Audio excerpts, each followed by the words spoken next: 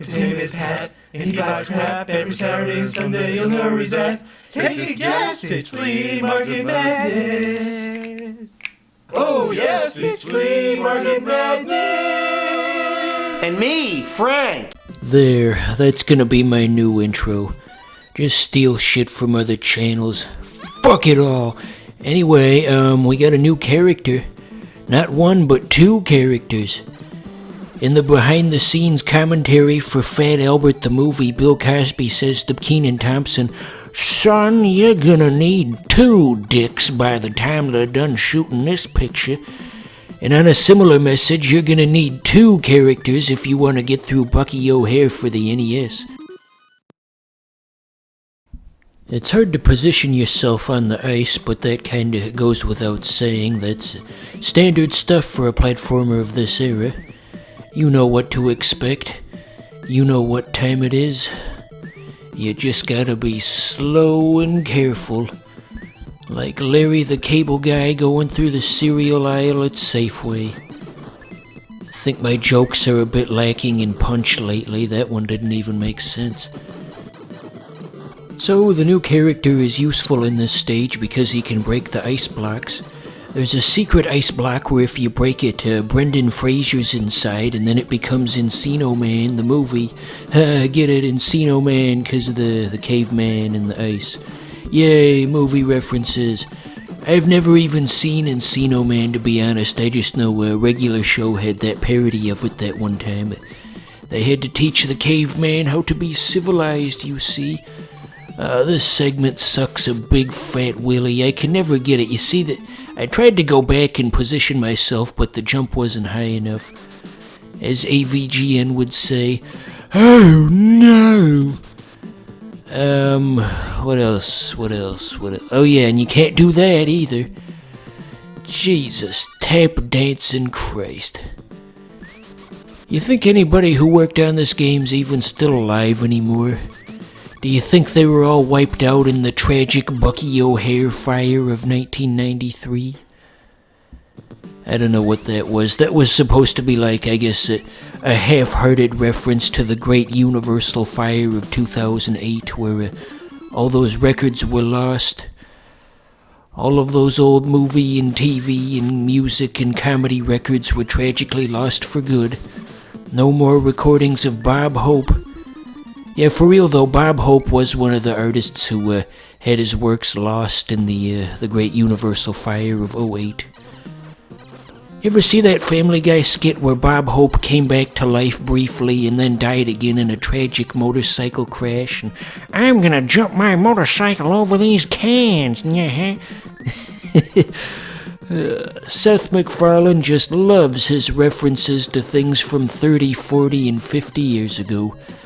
That's what gives Family Guy its edge. It's not just a bunch of cheap references to recent things. They're references to stuff that young people genuinely don't know, and that adds to the absurdity factor of it. What young person is gonna know about Bob Hope of all things? Shit, fuck. Tell you what, we're gonna do something fun here. I'm gonna educate you, the dirty and unwashed Let's Play fan, on the history of Bob Hope by reading his Wikipedia article to you until the video runs out. And also the video's gradually gonna get faster as I'm going. Okay, Leslie Towns, or Bob Hope, was a British-born American comedian, vaudevillian actor, singer, and dancer with a career that spanned nearly 80 years.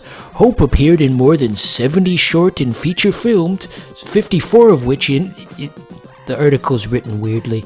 But out of those 70 films, he starred in 54 of them. These include a series of 7 Road to musical comedy films with Bing Crosby as Hope's top-billed partner. In addition to hosting the Academy Award show 19 times, more than any other host, Hope appeared in many stage productions and television roles and wrote 14 books. The song, Thanks for the Memory, was his signature tune. Hope was born in the Eltham district of southeast London, and he arrived in the United States with his family at the age of 4 and grew up near Cleveland, Ohio. After a brief stint in the late 1910s as a boxer, Hope began his career in show business in the early 1920s, initially as a comedian and dancer on the vaudeville circuit before acting on Broadway. Hope began appearing on radio and film starting in 1934. He was praised for his comedic timing, specializing in one-liners and rapid-fire delivery of jokes that were often self-deprecating.